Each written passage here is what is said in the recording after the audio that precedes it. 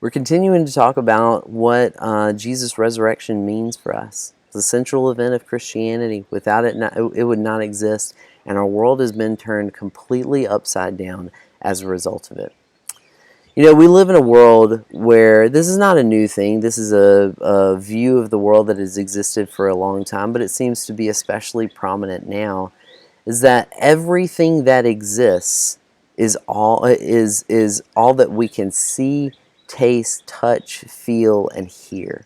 That if we are not able to access these things with our physical senses, that they do not exist. That if you can't put it into a laboratory and test it and examine it in some way, that it does not exist. That the world came to be out of nothing, that there is no purpose to it, that I am just that each of us individually are just cosmic accidents, that we can't actually have a mind, that we don't actually have love and things like that, that these are just electrical impulses in our brains firing off and creating the illusion of love, the illusion of all of these different things, that one day when I die, I will cease to exist, that I will have no life after death, that people will forget who I am, that the only thing that I can hope for is that I have a legacy that endures for a generation or two. But other than that, I will cease to exist. That one day, this earth itself will be destroyed, either through the activity of humans, or the sun itself will burn out, and eventually the universe will deteriorate into such a condition as it began. Nothingness, meaninglessness, just a vast expanse of space. That is what we are told. And we absorb that into our own lives. And so what we say is, I have to live for the moment.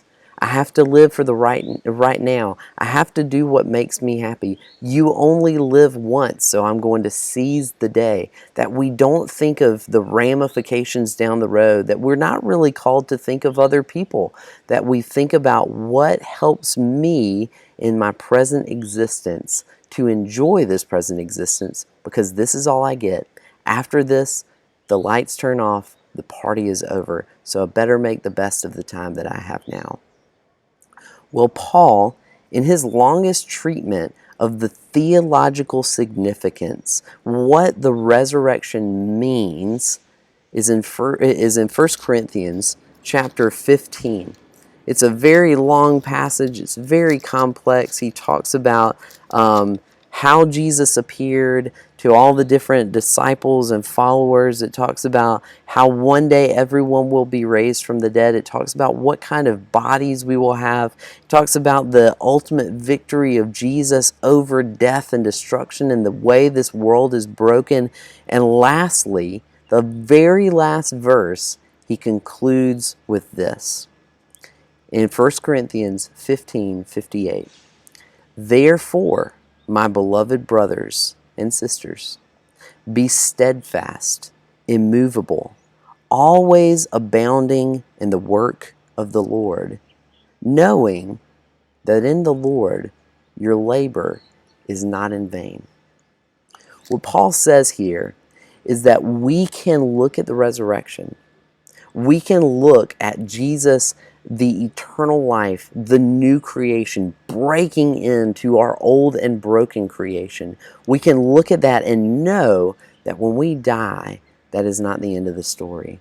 That when this world maybe is destroyed, that is not the end of the story. That God promises in Jesus that He will make us new, and He will make everything around us new. We looked at that a little bit when we considered Romans 8, that the creation itself is longing, groaning for this day when it will be renewed. So what does that mean practically? It means that we can be motivated, that our lives are infused with meaning, that everything we do has purpose and meaning and will endure, anything that is done for Jesus.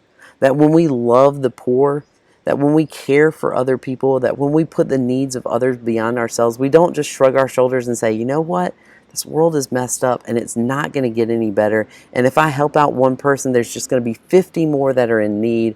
And then I'm going to die and all of this is meaningless. It says, no, everything that we do for Jesus has meaning, has significance, will endure for eternity. What we do now that is following the commands of Jesus, that is living out that life, whether it is loving those personally in your home or larger scale social justice issues, that those things will endure, that we are already actively participating in building up the new creation. That's an amazing thought to have, and it's surely a motivating thought to have, not only to think about ourselves, but to think about the ways that we care for other people and the ways that we care for our world.